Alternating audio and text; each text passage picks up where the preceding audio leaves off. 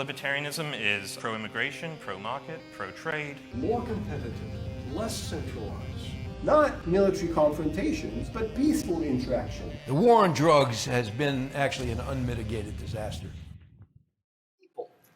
Different and diverse in many ways, it is true, but also bound together by a common language, a shared past, united by a love of country, and a concern for the well-being of our fellow Americans. We are not an arbitrary assemblage of atomized individuals who so happen to live next to each other, each absorbed in our private pleasures. Nor are we a balkanized nation of hyphenated Americans wallowing in our oppression and competing against other ethnic and sexual groups for a slice of the pie. We are Americans, and as such, we are custodians. We are trustees. We are the inheritors of a way of life that we are bound to transmit to the next generation. For me, the mission statement for America, and therefore for conservatism, is found in the preamble of the Constitution. The sixth reason why we the people form this government. It is, and I quote, to secure the blessings of liberty to ourselves and our posterity. Isn't that beautiful? This little clause gives you two profound insights into the nature of America. First of all, of course, liberty matters, but what matters most are the blessings that come from liberty. So of course you can't have the blessings without the liberty, but it would be foolish to say that a liberty that yields no blessings is desirable. Liberty should not be confused with license. Only a fool would applaud the degeneration of his country and the corruption of his people on the grounds that, well, this is a free country and it's all unfolding under the auspices of liberty. And then second, we as Americans, we don't have a right to selfishly enjoy and squander these blessings of liberty. We have to pass them on to the next generation, which means that, first of all, there has to be a next generation. And this has become a very serious problem, not just in the West, but across the developed world. There is only one developed nation in the whole world whose fertility rate is above replacement, and that is Israel. Across the developed world, we seem to have a pretty serious problem of losing the will to live. But it's not enough to have children. You gotta raise these children in such a way that they too are capable of transmitting these blessings to the next generation. That's why we conservatives are concerned about the health of the family, the state of education. That's why we talk about the importance of public virtue. In sum, I'm a conservative because I believe that for all of our differences, we are all bound together by ties of civic friendship. I'm a conservative because I believe not just in liberty, but in sustainable liberty. I'm a conservative because I know that there are no social issues. There are only posterity issues. I'm a conservative because I realize that when I need to think about politics, I have to consider how a particular policy affects us today, but also how it reverberates across time and whether or not it's sustainable. In closing, I'm a conservative because I am deeply grateful to live in this extraordinary country. Thank you. Thank you, David Azerrad. Please refrain from clapping. Thank you. I'm sorry, the gentleman is saying my mic is off. Could you guys hear me in the back? Yeah. Yes? Yeah, you're coming through the other one. You're coming. I'll take a moment while they're fixing the mic to continue on now with Mr. Ryan Collins with his opening statements. Good evening, everybody. Thanks again for having us. I really do want to thank the College Democrats, the College Republicans, and Eagles for Liberty for inviting us down here to have this, I think, a very worthwhile discussion. So, representing the progressive side here, I hear a lot of my friends ask me, what is progressivism? What is American progressivism? I constantly also hear, how does that overlap with Democrats? And what do Democrats stand for? I think that's a specifically pertinent issue right now as Democrats try to figure out exactly what they do stand for. And I think when asked that question, I have a lot of desires to respond with policy implications and policy answers, but I don't believe that's actually what the question is asking for. They're asking, what are our values? What do we stand for as progressives moving forward? I know my conservative friends think they know that we are. We're either coastal elites, completely out of touch with Central America, or Middle America, or we're hate-filled socialists who want to jam healthcare down your throats through Medicare for all. We are neither of these things, I can tell you that much. I do believe we do have two core issues as progressives that I'd like to highlight. One, I think American progressives have always been based on the understanding that in our most basic form, we do better together than we do apart. That we are essentially a wolf pack. As such, we believe that anything that helps the whole be better than the sums of its parts is a good thing. There's a lot to unpack specifically within that statement, but economically speaking, that's why we do support the notion of free markets, because individuals are immensely creative. And when we do so, in a collaborative nature, we turn economic prosperity into even greater and greater things. Judicially, that means we need to eliminate barriers that not only hold back economic freedoms for Americans, but that also incarcerate the actual physical liberty of many individuals in this country. That's also why this is what I'd call the traditional American dream. That if you work hard and play fair, you too can bestow a better world for you and your children. I also believe those are aspects that the founders pushed for: economic creativity, equal justice, and that's exactly what the American dream is, and that's what millions of Americans have striven for since. At the same time, I do also believe that American progressives recognize that this world, our country, our society, is not a static thing.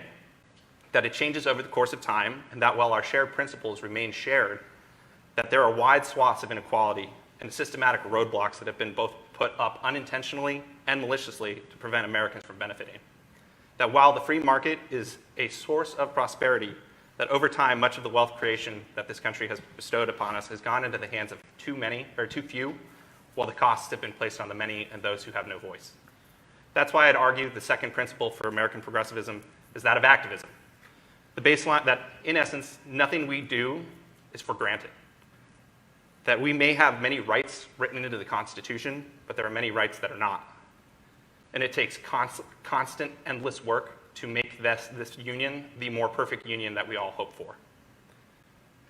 That means, I think, from a progressive angle, that this is through the active participation in our democratic and civil institutions. As such, we believe that government is not a means to an end, but a tool to use and leverage against the inequalities and injustices that are produced because of our rancorous civil life and economic system. That the Leviathan can function as a bulwark against our worst natures. This is where the idea of progressivism was actually born. It was in the early 20th century under a Republican president, Theodore Roosevelt, who drove the progressive era by pushing back on major corporate trusts that had come to dominate the many aspects of Americans' lives. He was inspired by the muckraking writings of the life in factories at the time and the rise of the labor movement that produced the first minimum wage as well as first child labor laws. That's progressivism. That is quintessential progressivism. That our society is still very much an idea that needs to be actively worked on. That as a collective, we can try to fix it, and that there is progress to be made. These are the progressive principles that drove FDR's New Deal, the Truman Doctrine, the Civil Rights Movement, and LBJ's Great Society. That reforming capitalism is not a bad thing, and that equal justice is a necessity. This is more important now than ever, as we are currently trying to adjust to new global circumstances, new technologies. And I do believe many progressives believe, that at the federal, state, and local level, government can sometimes be the only force to right unbalanced scales. As I said, this is more true now today than it has ever been. In the last 2 years, we've seen tax cuts for the rich signed into law so that conservative megadonors can see a return on their investment for the campaign contributions. We've seen corporate consolidation in almost every single major US industry, from tech to pharmaceuticals to the airlines. High and increasing prices for the basic stepping stones to a middle class are getting further and further away, resulting in crushing debt for college students, poverty wages for those without college degrees, healthcare costs exceedingly higher for seniors, and child care costs that are eating up half a family's income, a monthly income. Making matters worse, DC is conspicuously absent from this conversation. And in fact, it appears that we have a Congress and an administration that openly flaunts the rule of law because they think they'll get away with it. This is a distinct lack of justice and accountability in the system right now. Time and again, those with the levers of power continue to see the benefits as the majority are left to negotiate how to pay the bill. That's why I'd argue progressivism is as necessary now as it is ever. It does not mean we need to see a full sea change to socialism or violent revolution by some angry mob. That's because all we do really need to see is progressives showing up at the ballot box in 2 weeks and voting for candidates that are going to actively reform our economic system, enfranchise those who have been without justice for too long, and hold our current leaders accountable. That's what American progressivism is, and I look forward to discussing these merits further. Thank you. All right, and finally, I'd like to ask Mr. Matthew Feeney from the Cato Institute to give his opening statements. Great. Well, thank you, Mohammed, and thank you to you all for coming, and special thanks to the college Republicans, the college Democrats, and Eagles for Liberty. It's really nice to be down somewhere where the sun is still shining. I really appreciate it. I want to emphasize that I'm speaking for myself here, not the Cato Institute. I think Cato employs about 140 people, which means there are about 145 opinions about what libertarianism is. You're hearing from me. And I think, I'll begin by saying I think libertarianism is often misunderstood. I think many people on the left will say it's a Randian seasetting cult, and you'll find some people on the right who will say that it's naive hedonism disguised as a political ideology. And I'm not attributing those characteristics to Ryan or David, but I'm here to say that libertarianism, it's a political theory that as such relates to government and political power. And it embraces a presumption of freedom and the minimization of coercion. So what does that mean? I'm not a big fan of the social economic divide that seems prevalent throughout a lot of political debates. You'll oftentimes hear someone say, I'm a fiscal conservative, and I'm socially conservative as well.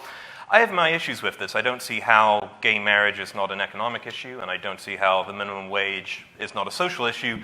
But basically, many libertarians would be comfortable with the description of social liberalism and fiscal conservatism, that the government should be very limited in our private lives and in our economy.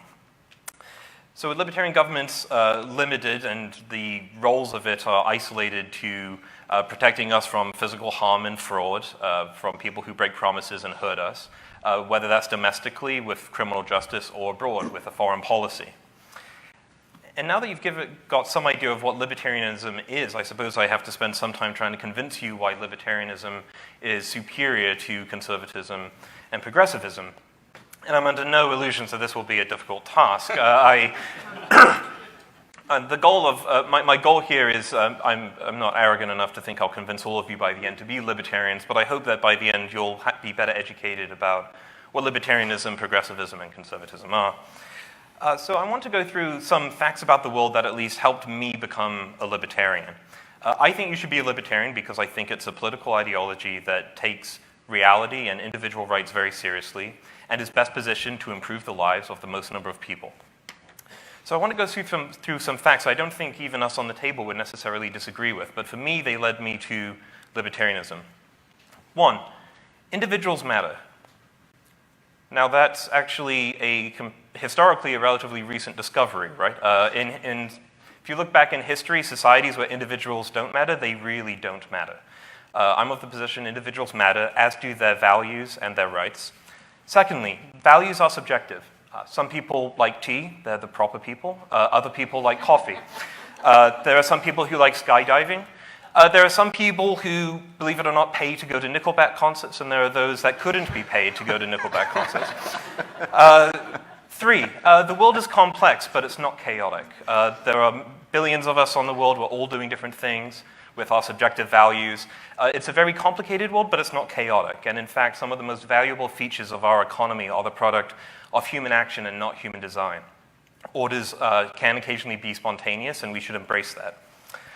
4, people are self-interested, not selfish. There are selfish people in the world. I don't want to pretend otherwise, but most people are self-interested, which means when the baker goes to the bakery in the morning, he's not toddling off to the bakery looking forward to making you breakfast. He's pursuing his own self-interest. To me, selfishness is pursuing your own interests at the expense of others, and fortunately, by and large, I think most people don't do that. 5, we're very ignorant.